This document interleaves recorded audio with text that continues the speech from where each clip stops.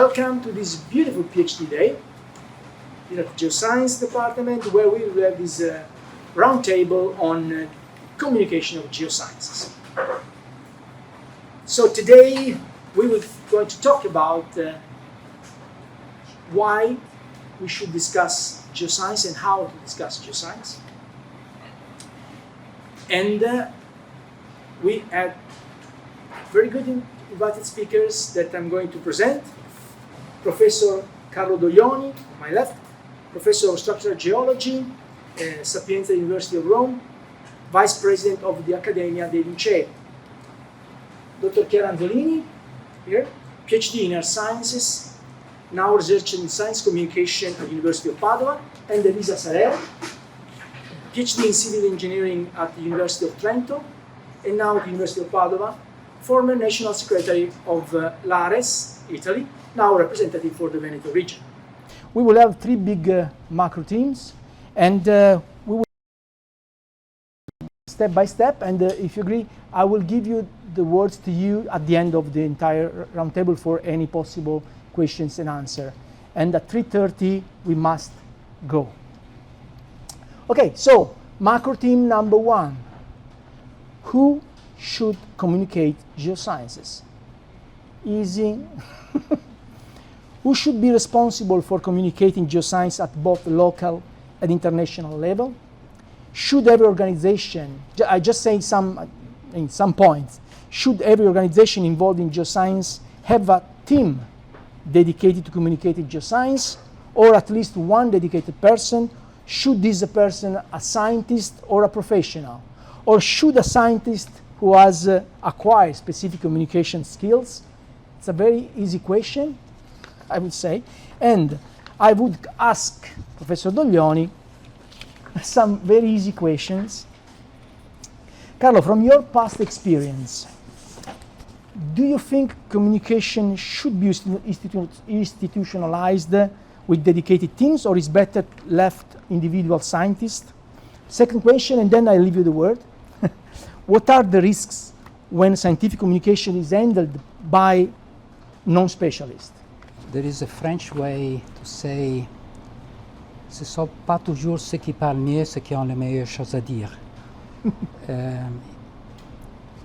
Not always the best communication, the best things are conveyed by the best people, the best science that has to be communicated. So it's a tricky question. So I think there must be different layers. I think professional communication is a skill that not everybody has.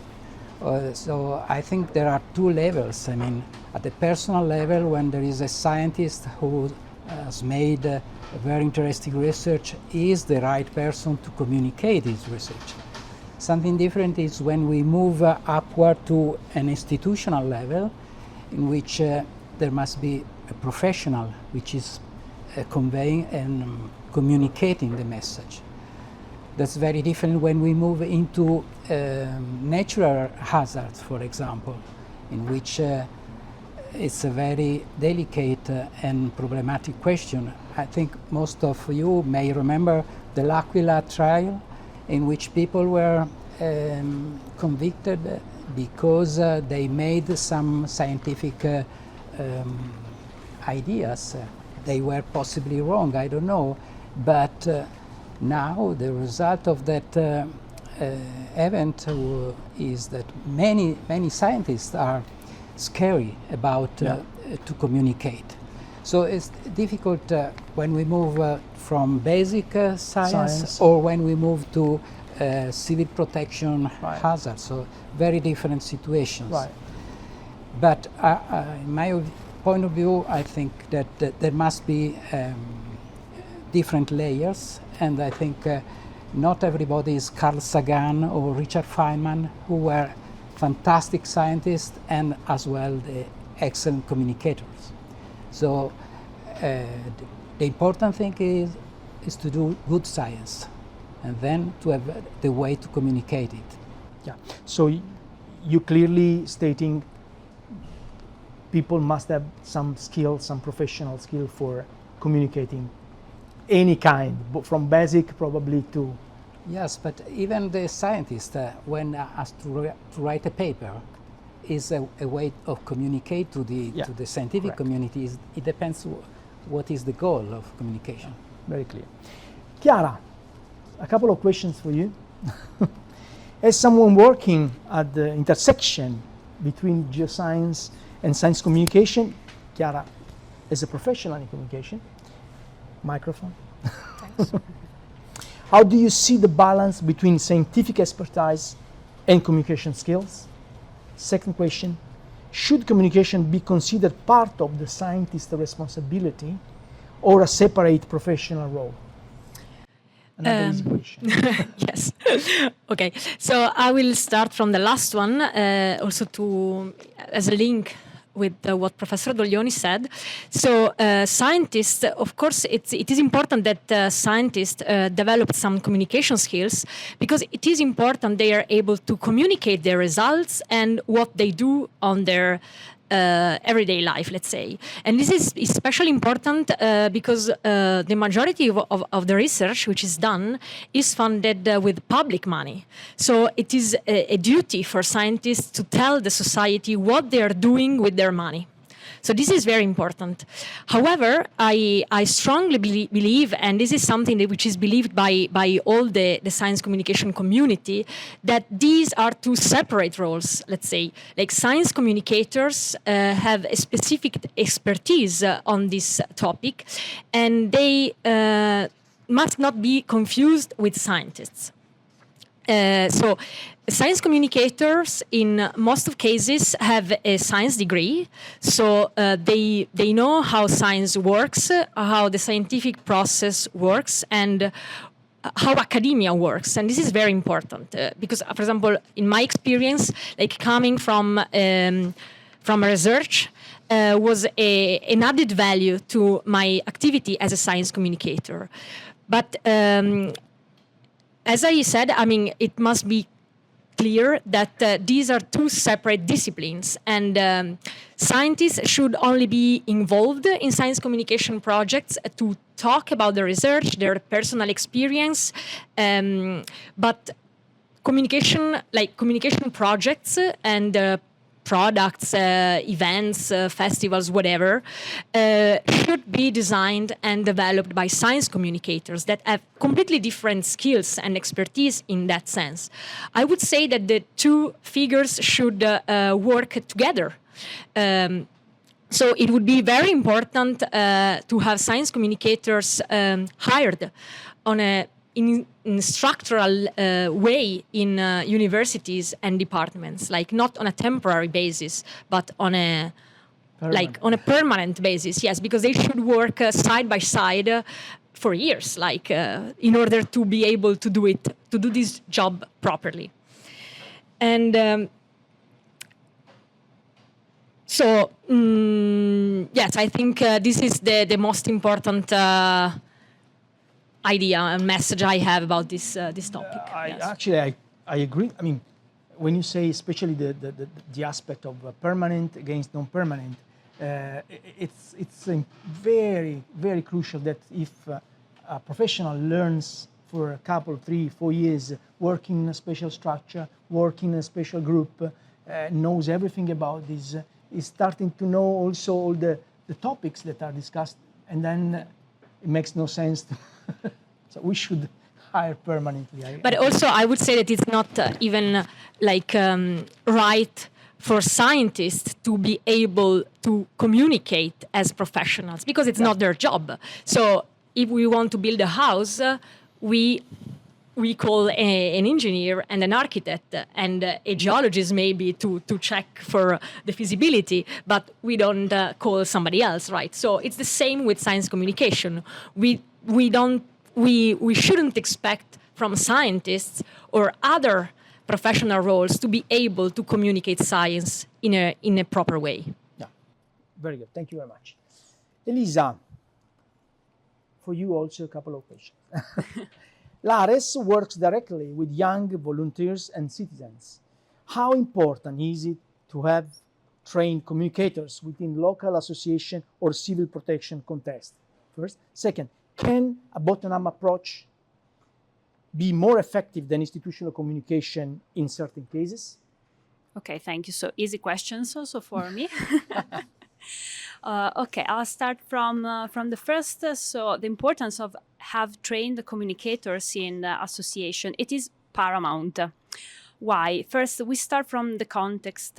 Usually, volunteers communicate and operate in their own land, their own territory. They are part of the community.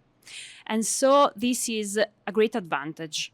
A great privilege to be able to encounter people, to meeting people, and be trusted because you are part of that community. Because maybe there are people that have seen you growing up in the same city. So this is very important to exploit this trustworthy relationship that you can build up with your own community. In this context, volunteer can become a bridge between the academic, between the institutions and citizens. Because during an emergency, you will have panic. During peacetime, you will have fake news, and it can be very difficult to reach people that are not interested from the very start on these themes. And so it's important that volunteers become effective in communication, and also they need to know what to say, how to say it, to build up a consistent message from the institution to the citizens. Then I go to the second question. Bottom-up approach in communication, it can be effective because you can talk directly with people. You can arrange the way you are communicate, the technical terminology, for example. You see the feedback.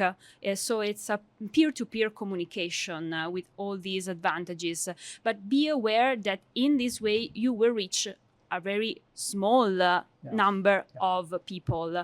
And an entire day in a square or in an association location where you are here to meet people, you can reach maybe 10 families, okay? So numbers are really, really low compared to institutional communication or mass media. So it depends on what you want to communicate and how. Okay, very clear, very clear. Okay, so thanks a lot for this first round. Okay, so macro team number 2, the role of communication in managing geological risks. Of course, we cannot not discuss this point. So my questions are, how is the issue of communication addressed in the event of catastrophic events? How could communities be informed, obviously well in advance of catastrophic events, about geological risk they may face, especially in a country like ours, but actually this is a general problem. And I start with a couple of questions for Carlo. So Carlo, during emergency like earthquakes, how do you balance the need for rapid communication with the risk of creating alarm? Second question, do you think Italy has learned from past communication failures in emergencies? The second question, I would answer no, absolutely no.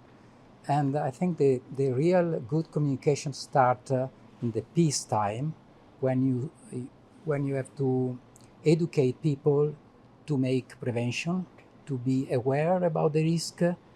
In Italy, we have any type of geological risk, and so that's the time when we should make the good communication, in which we transfer the message that there may be the most catastrophic event. So we already know what type of volcanoes may erupt, with which kind of magnitude we may expect in terms of seismicity. That's the communication during the peacetime. During the emergency time, I think we have to be again very direct and to transfer the message of what could be the worst case scenario, because very often we try to reassure people to say, well, no risk or low risk. Well, people have to be aware of what could be the worst situation, both in terms of flooding or whatever, like the Fregray field, for example, or other volcanoes which are active in Italy. The most prone areas in terms of seismic gaps in Italy. It's a lot of things. It's a lot of work to do in terms of communication, and people are not aware, not enough prepared, both from the scientific side and the communication community. Yeah, I remember my mother asked me one day, where should I live in Italy to avoid earthquakes? You know, you need a good communicator in that case to explain that there is no place. Almost. Thank you very much, Carlo. Chiara? So, Chiara, from a communication perspective, why is risk communication, as Carlo clearly stated, so difficult? Is it an issue of language trust or the way risk is perceived by the society? Second question, how can storytelling or other creative tools improve long-term risk awareness? I know they are easy questions, but this is a round table. Come on. Yeah, I mean, risk communication is difficult, let's say, but it's not something that we don't know. Like experts, like science communication experts in risk communication, because risk communication is part of the umbrella term science communication. So risk communication is a subset of science communication. So people who are expert in risk communication know perfectly how to deal with it. Okay, there are principles behind it, like there are principles behind many other theories that we know. And so I would say it is difficult, but if done by people who know how to do it, can be done in a right way.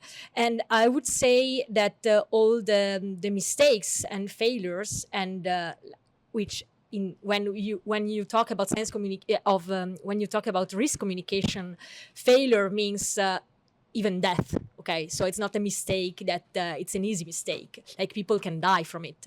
So I would say that all those situations were caused by communication done by the wrong people that were not able to do it properly. So I want to make a link to what Professor Doglioni mentioned earlier, like the L'Aquila case, like the famous L'Aquila case. So of course, in that situation, what happened was that like scientists did something wrong, which was reassuring people that the risk was very low.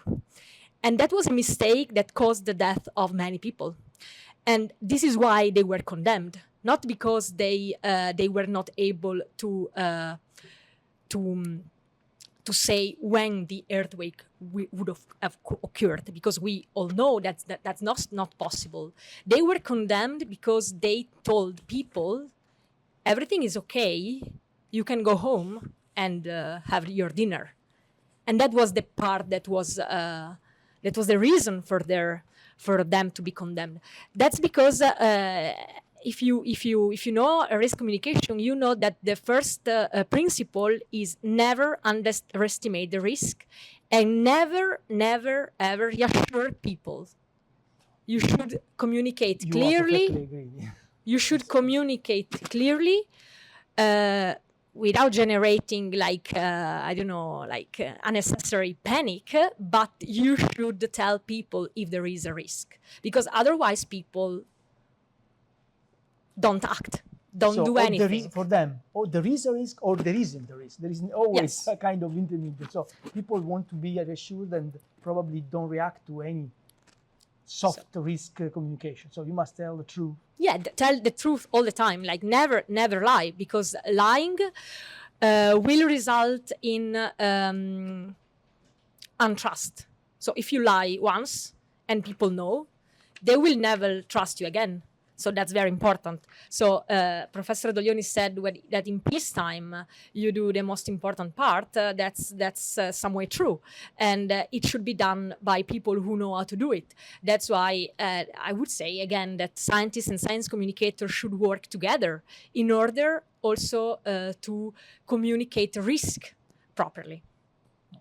And like about storytelling, yes, storytelling is a powerful tool to communicate to people. This applies to every situation, not only risk communication, even lectures. You know that when a professor tells you a story, it's easier to remember. Okay, it's the same. That's why, for example, also to tell about emergencies, like personal stories are very powerful. And I don't know if you're too young to remember the tsunami that occurred in Indonesia in 2004. But in that case, for example, there was a story about a kid that told all people in a beach to leave because there was a tsunami coming. And that story, because it was, of course, very powerful, went to all media all over the world. So that's storytelling. Yes. So it's very important. It's a good example, actually. Thank you very much, Chiara. Elisa, a couple of questions for you. Always very easy, don't worry. LARES works on disaster risk reduction with young volunteers, right?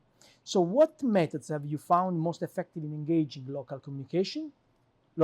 communities? First question. How can geoscientists collaborate with civil protection to improve preparedness before disasters occur? Of course. So I start with the last one here because, as Chiara told you right here, I want to tell you a story about the last emergency I lived. I was a volunteer during the Emilia-Romagna flood emergency back in 2023, and I was there the second week after the big flood occurred, and it was a period of very degradation of the environment, a lot of problems of river embankment. We had problems of landslide and sinkholes that open up in the street, even in the valley. So we were very, very lucky to have some geologists, some geoscientists, among them Eleonora Benà, who some of you well know, that were with us in our team on site. This was a great advantage because they were able to catch the very early signs of this erosion. They were able to estimate the risk for people for volunteers. So it was very important for the protection of the volunteers at first, and also then to communicate these problems to the authorities. And so this was a starting point because we noticed that we needed to be trained by geoscientists to be able to be aware of the risks of that we can encounter. We are exposed to during an aftermath of events like the hydrogeological events in general, I would say. And this is to answer a very specific but also very important aspect that the geoscience community can give to the civil protection. And then for the first question, how to create engagement, again, I connect with what Chiara said, and to go very specific to people that we meet in our dissemination meetings. When you talk to general public, storytelling is fundamental because usually they are not really interested in what you are saying, but you can increase their awareness and so their preparedness by telling, for example, the story of their own country, their own municipality, because, for example, a flood occurs 25 years ago and they didn't know, but then you start to recall that and they start to remember, and then you can engage them because, of course, communicate risk, it's important, but also it's difficult because you cannot talk about uncertainties to Maria and Giuseppe from the little village. Okay, it's another way to speak. So it's really hard. Another powerful tool is gamification, because with gamification we can engage youth and children that are not interested at all in what we are saying, but then they are engaged and they start active listening through this powerful tool. Last one, we talk a lot in the university, but this one is the easiest one because usually master students, PhD students are really passionate about what they are studying. Hopefully. As you are here today, so thank you. And so this is the very easiest one to discuss and to communicate with. Yeah, thank you very much. Okay, so thanks. I'm 9 minutes earlier, so I'm doing a good job. Macro team 3. Now we change completely topic, but again, this is a very crucial topic, not only in Italy, in all West countries. And just yesterday, I realized that even in China, I have my PhD here in China, even in China, this is becoming a problem. And the problem is, and the winner is, decline in students' enrollment and social perception of geology. So we have a clear, crazy decrease of students in geology. And you could ask me, so what about discussing, we're talking about communication in geoscience. Why now we're taking this topic here today? So let me now introduce some numbers. Okay, sorry, don't sleep. I will give you some numbers. Because I know roundtable is really, let's say, not good to give number, but in this case we need. Okay, trust me. So at both national and international levels, I personally have done this job. In Western countries where the data were available, in the last 10 years, between 2015 and 2024, we have seen a 40–45% decrease in students' enrollment in geoscience degrees. This was done analyzing Italy, UK, USA, Germany, France, Spain, Canada, and Australia. So remember what I said, USA, Canada, and Australia. So if there we have a decrease of students, then Houston, we have a problem. Because Canada, where every time you hold somewhere, you got diamonds, gold, you know. So if we have problems, then, you know, if there we have a decrease, that's becoming serious. In Italy, last academic year, 2024-25, the number of new students enrolled in bachelor's degree in geological science was 980, while the number of faculty members in the field of geoscience was 1,200. Did you understand this? 980 against 1,200. But don't forget, these 1,200 were only the geoscientists enrolled at universities. But there are other thousands in the other research centers that are not university. Also, I didn't finish. Also, we observed a sharp decline in master's graduates in geological science and technologies from 670 in 2019 to 430 in 2024, in just 5 years. So the question is, what's happening? What's going on? Is it a matter of perceived poor job opportunity for geoscience graduates? Because if we think that geologists don't get a job, I can tell you official numbers. Employment rate 1 year after the graduation, 89%. Employment rate after 5 years after graduation, 94%. So almost everybody that takes the master degree in geology gets a job. Is it a matter of perceived low salaries? Wait. Because I must tell you, sorry, I didn't mention, these are official numbers from Alma Laurea. So I didn't invent these numbers. So if we think that the geologists get just low salary, well, average monthly salary after taxes, 1 year after the graduation is 1,400 euros. Average net monthly salary 5 years after graduation is 1,700 euros. Just keep in mind that, for example, a graduating in civil engineering and architecture gets 1,900 euros. Finally, 78%, almost 80% of students that got a degree in geology would choose the same degree again. So, we have a problem because probably, and now we go to the communication of geoscience, right?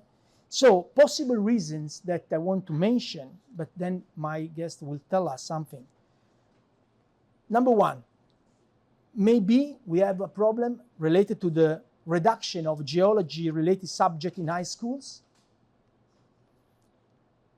Maybe the little taught at the school level is often taught by biologists or other STEM teachers, not geologists.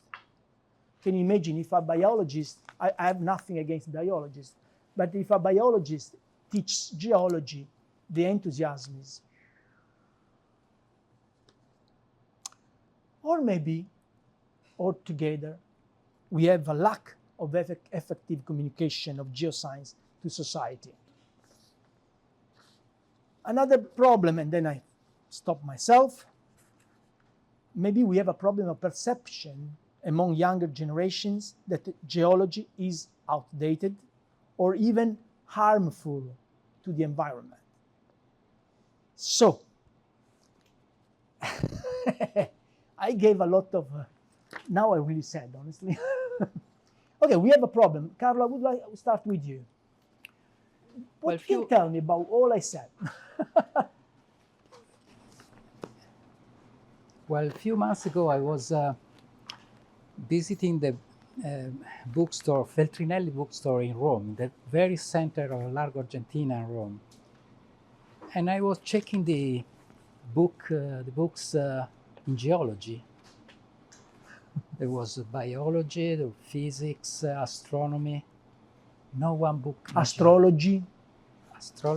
No. I was astonished because there was absolutely no interest, no books on display for encouraging people to study geology. Well, 20 years ago, a geologist who was discovering an oil field was an hero. Today is a criminal, no? Because the perception, well, of course, we are all aware of the global warming, and we all agree that we have to move out from the carbon, but we still are using a lot of carbon. The use of oil is still increasing, not decreasing at all. But the perception is that the idea to invest your career in something which is not so well appreciated by the society I fully understand. I would never invest my life in looking for oil today. I would prefer to study how to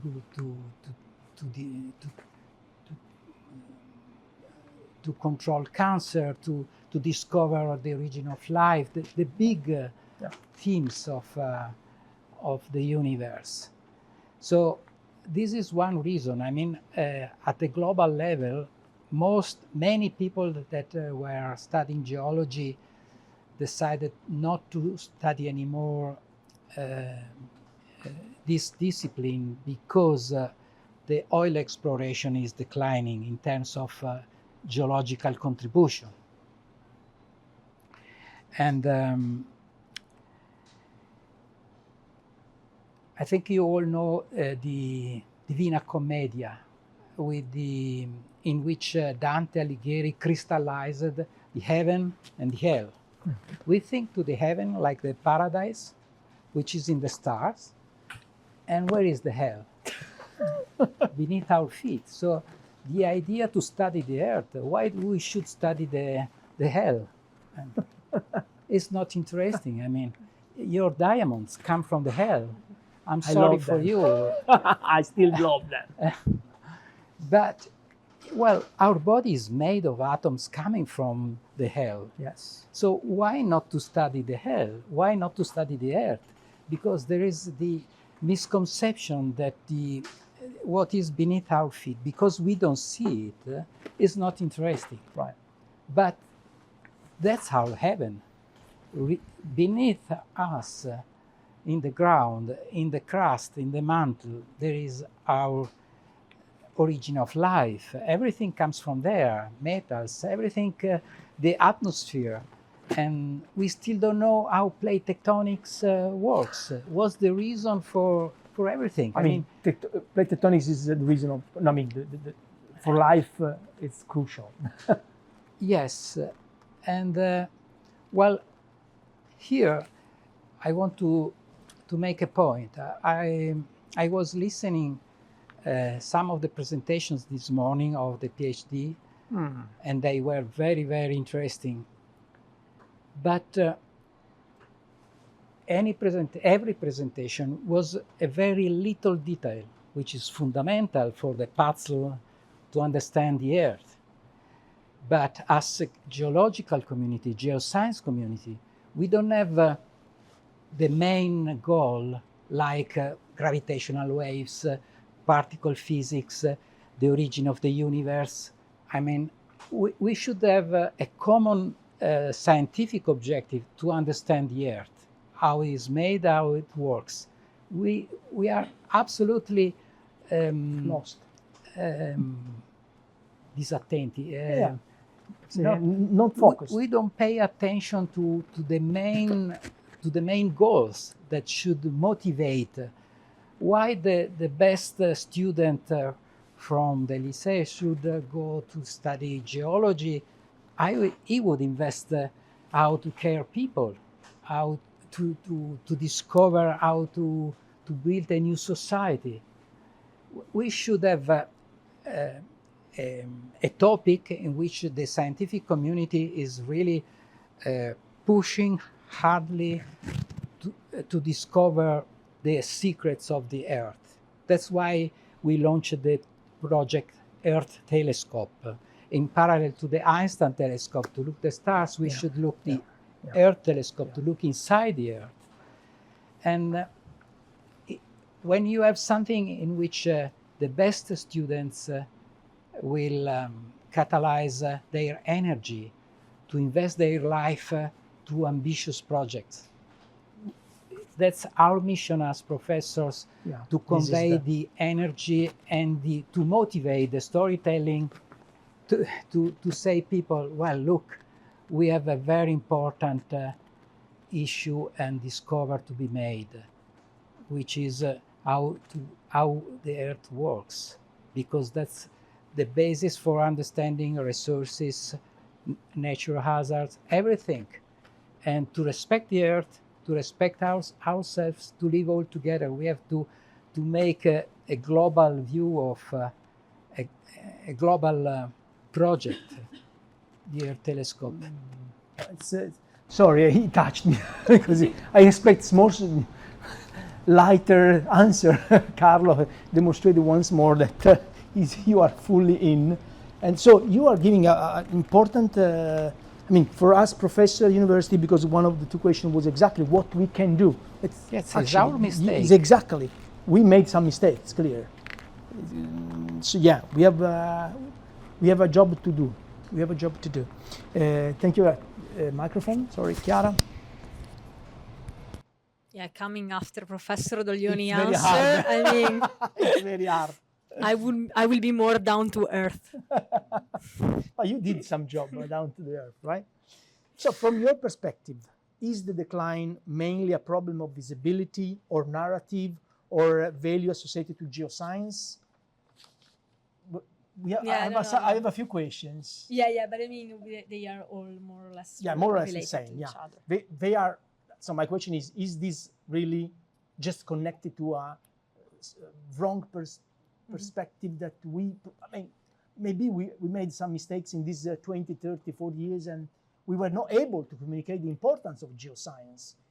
Which is your I will touch all points more or less anyway. So honestly, I was also very touched and fascinated by Professor Doglioni answers, because I think that I will give you like shorter and like simplistic answers, but I would say they are all connected by that larger answer.